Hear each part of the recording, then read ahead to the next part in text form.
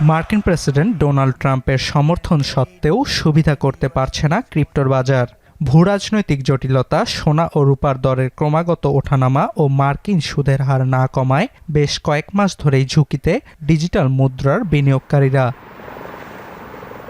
তবে সম্প্রতি যুক্তরাষ্ট্রের কেন্দ্রীয় ব্যাংকের শীর্ষ পদে ডোনাল্ড ট্রাম্প কেভিন ওয়ার্শকে বেছে নেয়ায় ভয়াবহ প্রভাব পড়েছে ক্রিপ্টোর বাজারে। অর্থনীতিবিদদের শঙ্কা, সুদের হার কমাবেন না ওয়ার্শ, আর এতেই ক্রিপ্টোকারেন্সির বিনিয়োগকারীদের কপালে চিন্তার ভাঁজ।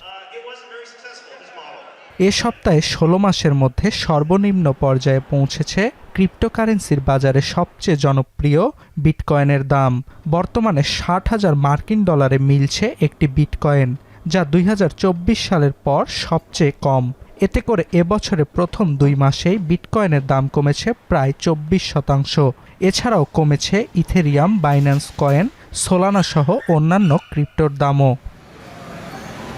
ক্রিপ্টোকারেন্সির পারফরম্যান্স মূল্যায়নকারী প্রতিষ্ঠান কয়েনগেকোর তথ্য অনুযায়ী শুধু এক মাসেই ডিজিটাল মুদ্রার বাজার থেকে উধাও $১ ট্রিলিয়ন বেশি মূল্য।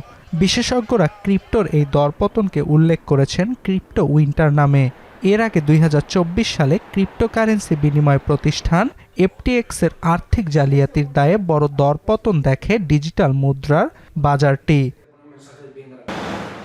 তবে বিশেষজ্ঞদের অভিমত, খুব বেশি দীর্ঘস্থায়ী হবে না ক্রিপ্টোর মন্দাবস্থা। শিগগিরই ঘুরে দাঁড়াবে ডিজিটাল মুদ্রার এই বাজার। অর্ণব প্রসাদ, এখন বিশ্ব।